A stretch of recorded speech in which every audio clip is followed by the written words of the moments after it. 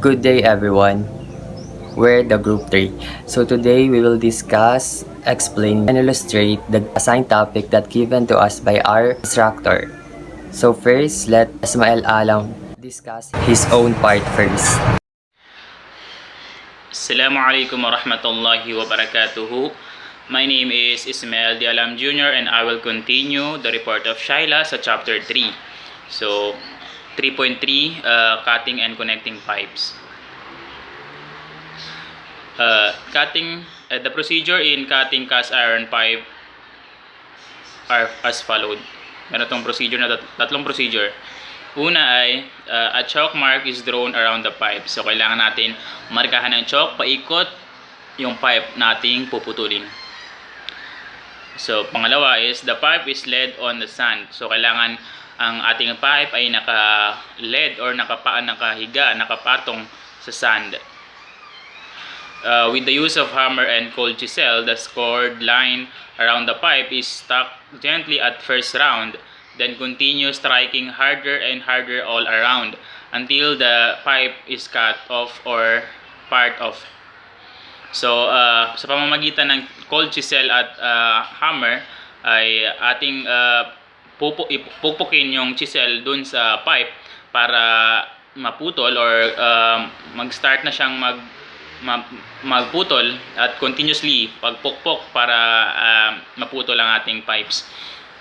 Pero sa ngayon ay ang napapansin ko lang ay ang ginagamit nila is yung hacksaw or yung lagari na pangbakal, or di kaya ginagamit nila is yung di kurente, yung tinatawag nilang grinder or sander, yung ginagamit ng mga ngayon steelman, yung para sa bakal.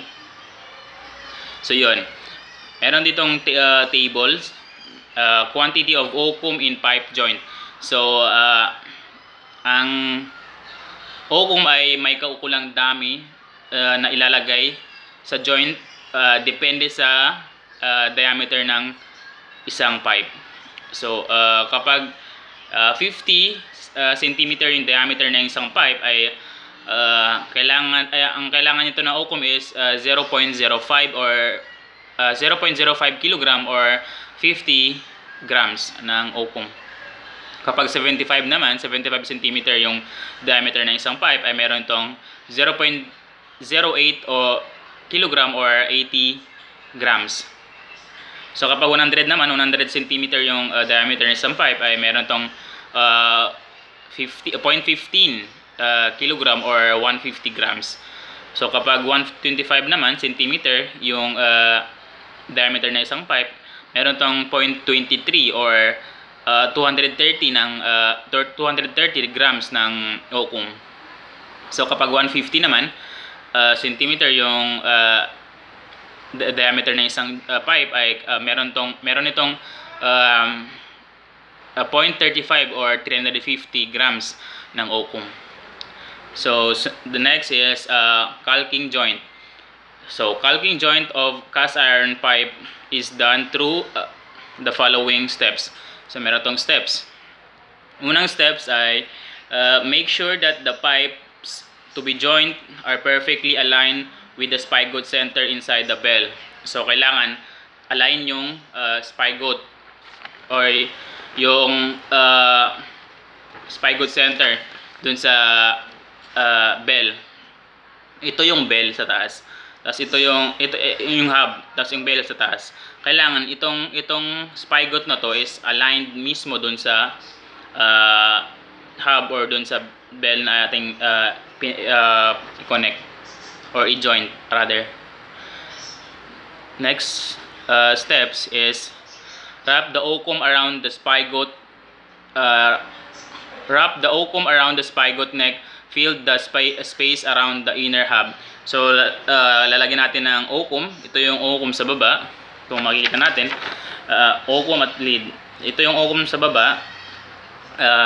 Lalagyan natin ng oakum with the use of yarning iron, drive the oakum into bottom of the hub, then compress firmly. So kailangan natin siyang i-drive, pukpok para makompress ito pababa at walang maiwang space or allowance dun sa pinakababa.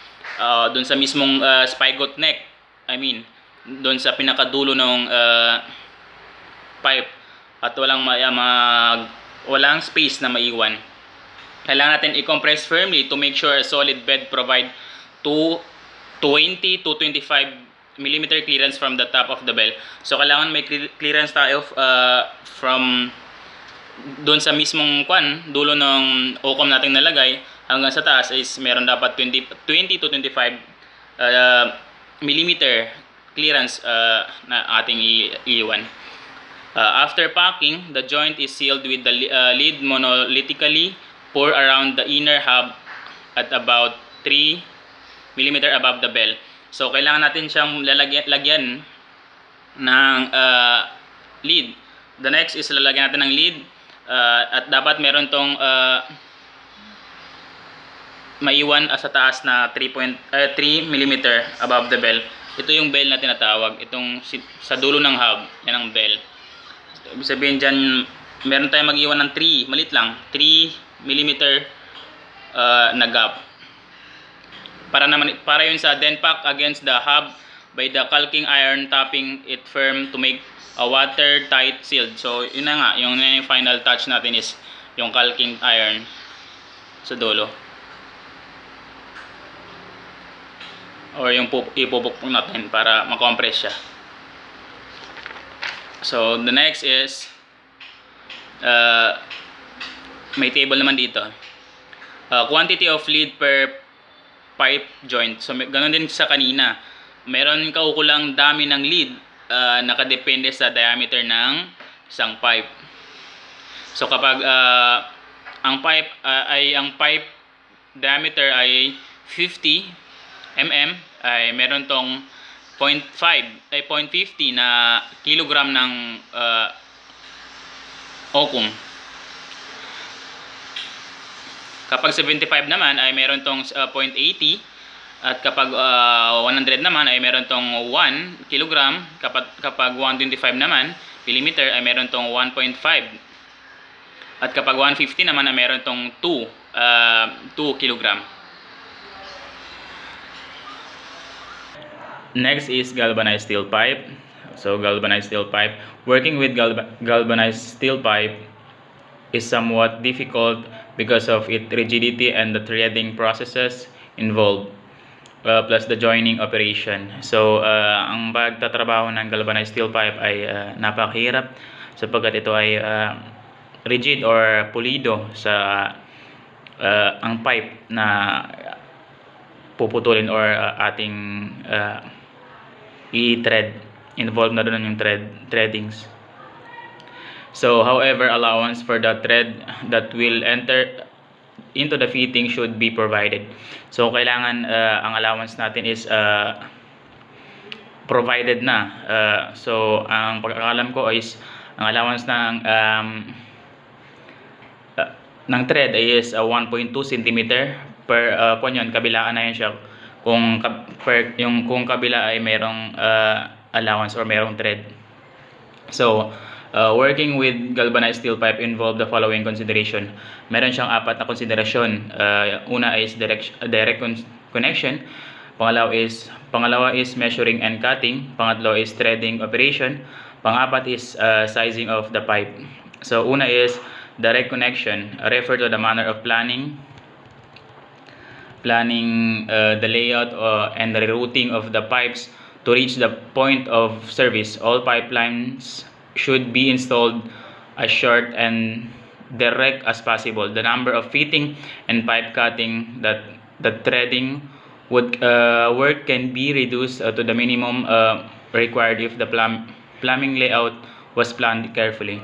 So kailangan sa plano pa lang is maayos or ma-organize na ang planning system or yung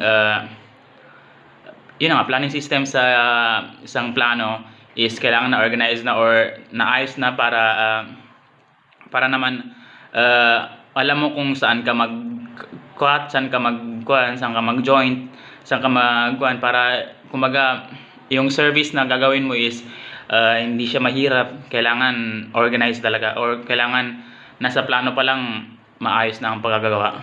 So pangalawa is measuring and cutting.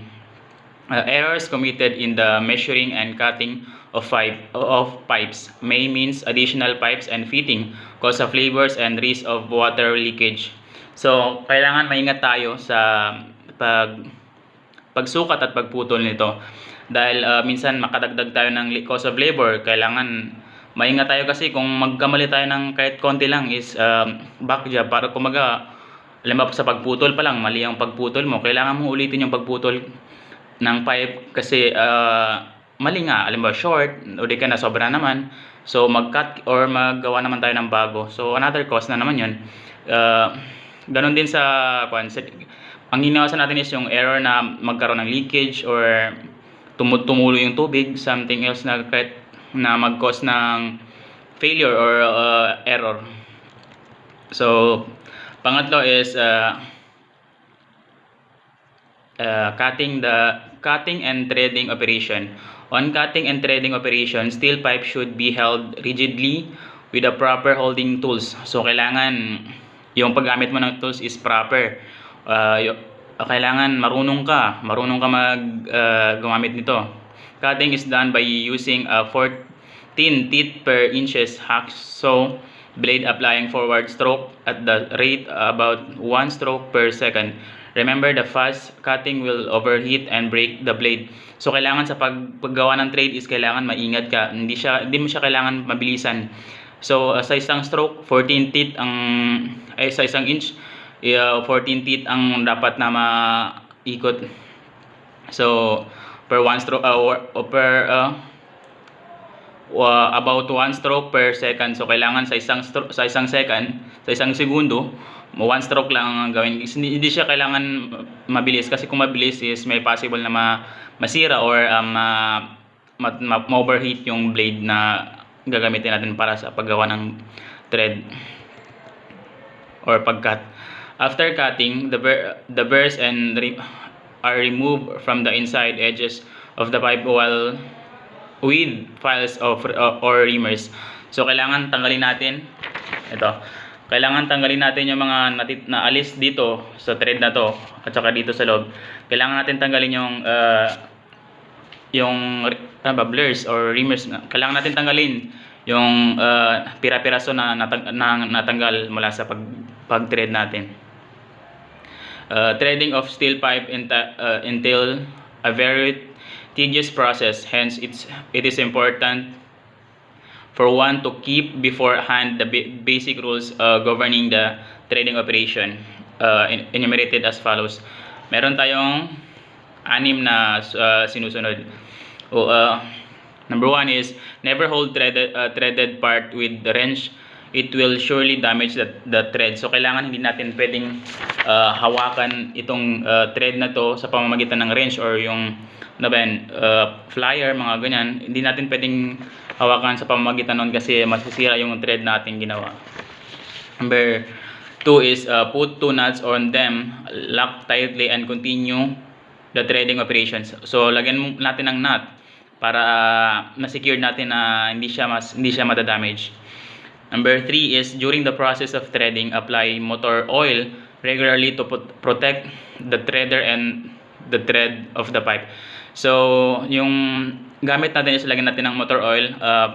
Yung threader or yung gamit natin pang thread is kailangan natin lagyan ng motor oil para ma-secure natin na hindi siya masisira or magagamit natin siya na continuously. Kumbaga magtagal siya ng use. Kasi mag-contact yan bakal sa bakal. So kailangan may oil. Number 4 is to ensure tight and rigid connection. The thread should be slightly tapered so that the turning of the fitting will be harder and deeper of the deeper you screwed. So kailangan tapered rather.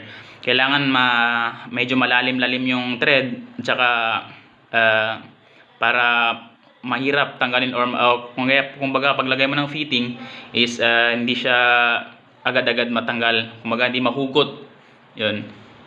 Number 5 is provide the threaded portion of the pipe with a Teflon tape in a clockwise direction before turning the fitting joint to obtain water sealed connection. So kailangan natin lagyan muna or lagyan natin ng Teflon ang yung thread ng clockwise direction. Bakit clockwise? Kasi ang rotation ng paglalagay natin ng feet or faucet or anything else na o kaya bushing is clockwise. Kasi kapag counterclockwise paglagay natin ng Teflon is kumbaga sa pag-ikot mo pala ng nut or nung nipples or bushing is magkokontra dun sa paglagay mo ng Teflon. Kailangan kung counterclockwise yung pag-ikot mo ng ganun din yung paglagay mo ng Teflon. Panganay, the last is the use of ready-made nipples ranger from 2 inches to 12 inches long was proven economical than fabricating them on site. So usually nagagamit tayo ng nipples para maka-iwas tayo ng kumbaga mas makatipid tayo kasi mag-extend yun magdagdag yun ng length, maghahaba nung sukat natin so pag gagamit tayo ng ganun is mas makales tayo kaysa ipagawa pa natin, i-fabricate natin sa site. Kumbaga yun, i-fabricating dyan lang natatapos ang aking explanation. Ay meron pa pala, the size of the galvanized iron pipe is the diameter of its hole, not the outside diameter. So ang size ng galvanized iron pipe is sa loob yung sinusukat natin, hindi sa labas. So in the absence of a measuring caliper, the inside diameter of the pipe can be known by measuring the outside circumference of the pipe with string. So para malaman natin yung sukat sa loob, yung diameter sa loob, inner diameter rather, is kailangan natin kunin yung circumference nung outside circumference nung mismong pipe natin. Ayan lang po, thank you. Assalamualaikum warahmatullahi ta'ala wabarakatuh. My name is Siti Shaila A. Sumael, and today I will be discussing the plumbing materials. To begin with, we have the cast iron pipe. What is cast iron pipe? Cast iron pipe is pipe made predominantly from gray cast iron. This pipe were widely used for the transportation of water and sewage. So, alam naman natin lahat kung ano yung pipe, which is tubo. So, ang cast iron pipe ay dinadaanan ng tubig. Moreover, the most popular and generally specified material for drainage system in the building is the cast iron pipe. It is durable, conveniently installed, and answers to the most plumbing needs at all types of building less than 25-story high.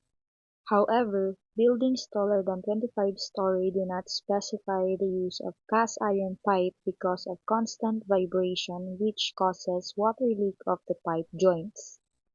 So this is the example of cast iron pipe. Cast iron pipe is most commonly used in DWV or drain waste vent system. So, ang cast iron pipe ang unang-unang mag-utilize ng drainage system natin due to the material's durability and its ability to handle water and resistant to damage. The commercial length of cast iron pipe is 150 centimeters long with various diameters ranging from 50 to 100 millimeters. So, pag sinabi natin commercial length, ibig sabihin available sa lahat ng store ang measurement ng pipe. So, mas madali natin ito mahanap. So, example nito ay 3 meters, 6 meters, 9 meters, and so on. Let's proceed to the 4 varieties of cast iron pipe. We have standard pipe. Standard pipe is used for well-fitted hub and spigot connections. So, ginagamit lang ang standard pipe kapag ang dalawang pipe ay same ng measurement. Kasi hindi naman pwedeng 3 mm ang isa tapos ang i-connect mo is 5 mm. So, magkakos yun ng leak sa pipe mo. And pag sinabi nating spigot, ang minimin niya dito is yung dulo ng tubo. The next one is single hub. Single hub is recommended when the length of a pipe needed is more than 150 centimeters long wherein cutting is not necessary. So as you can see sa picture now, this is what we call single hub. So ang hub na tinutukoy is yung parang sing-sing dun sa isang dulo ng pipe. So, ginagamit lang natin ang single hub kapag ang length ng pipe natin is more than 150 centimeters long or 1.5 meters and hindi na natin kailangan mag-cut ng pipe. Next one is the double hub. Double hub is preferred when a piece of pipe needed is shorter than 150 centimeters long. When the pipe is cut, both ends has hub to serve as joint connector. So, as you can see sa picture, magkabilaan na yung hub or yung parang sing-sing sa dulo ng pipe. So, si double hub kabaliktaran kay single hub, okay, gagamitin lang natin si double hub kapag ang pipe natin is 150 centimeters shorter.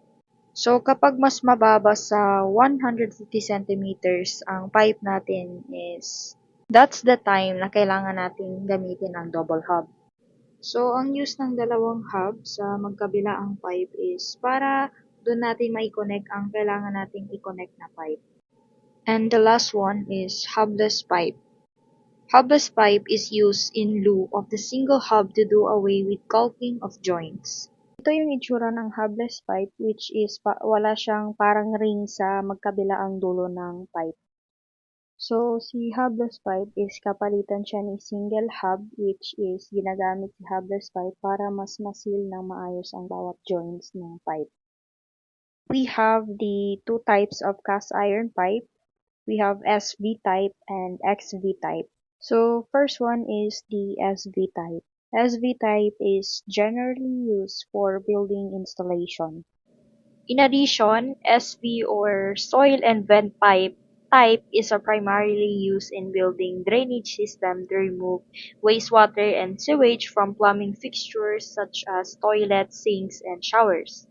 So, this pipe play a crucial role para ma-maintain ang proper sanitation and hygiene ng ating residential, commercial, and industrial buildings. And the next one is the XV type. XV type classified as extra duty pipe used for underground installations. Moreover, this pipe is commonly used in plumbing and irrigation system.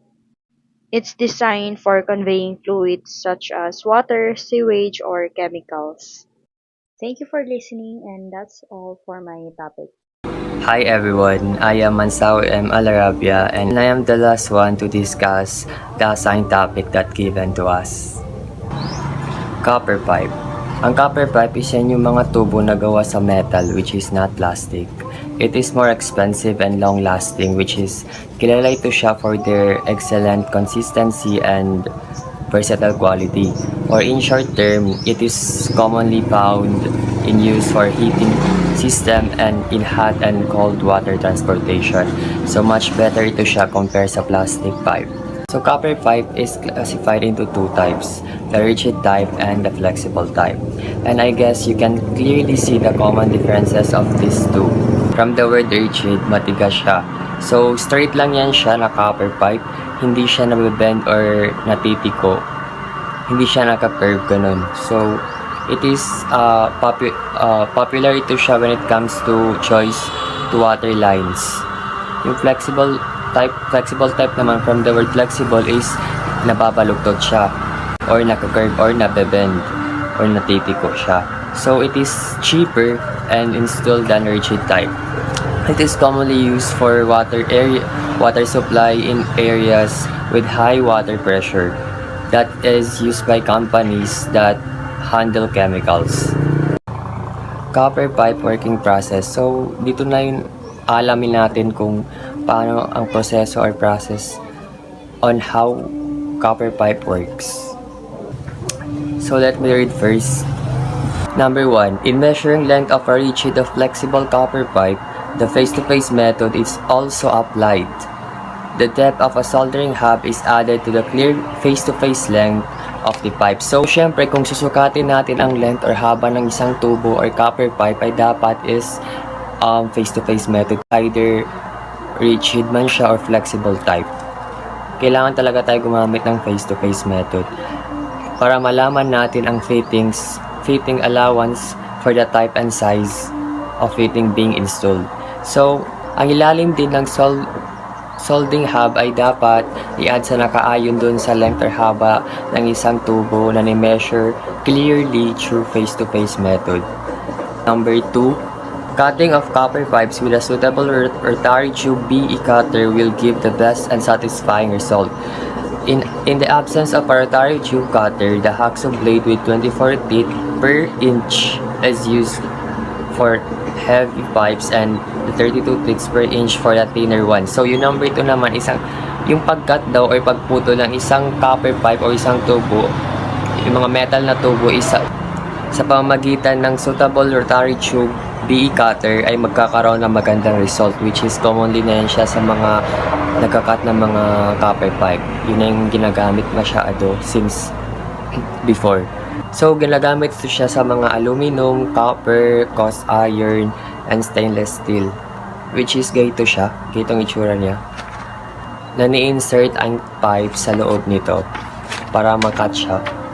If wala namang rotary tube cutter, is meron naman tayong tinatawag na hacksaw blade, which is meron siyang 24 teeth per inch, which is ganito siya. Ginagamit ito siya for heavy or matitigas na mga pipes. And meron din tayong tinatawag na hacksaw blade, which is meron siyang 32 teeth per inch, which is ganito siya. And ginagamit ito siya sa mga thinner pipes or yung mga mapapayat na tubo. So, ang hacksaw blade kasi is meron siyang 8, 14, 18, 24, or 32 teeth. Nakadepende na lang sa puputulin na pipe. Number 3, cutting is done through a gentle light forward stroke. After cutting, the burrs are removed inside the pipe with a file or reamer. So yung number 3 naman, ang pinapaiwanan ito is yung pagputol daw ng tubo ay dapat dahan-dahan lang. Dapat is move our hands slowly and gently while cutting. Pagkatapos ikat ang isang tubo or isang pipe, ang burrs or yung matutulis doon sa dulo ng isang pipe, which is ganito siya, ay natatanggal dapat sa tubo gamit ang file or reamer.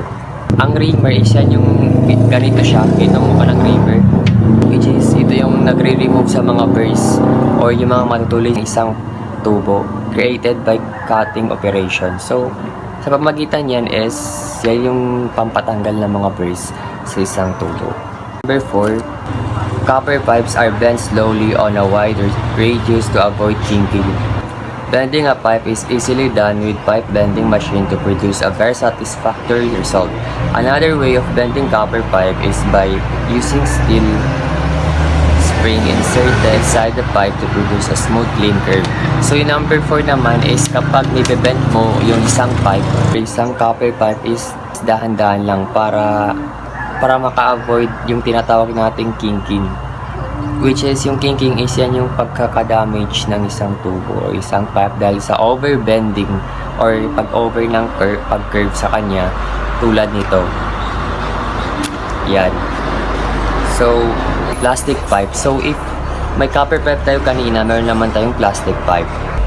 Ang plastic pipe naman is ito yung tubo ng mga nakikita natin everywhere. Nagawa sa isang plastic, not metal, not like copper.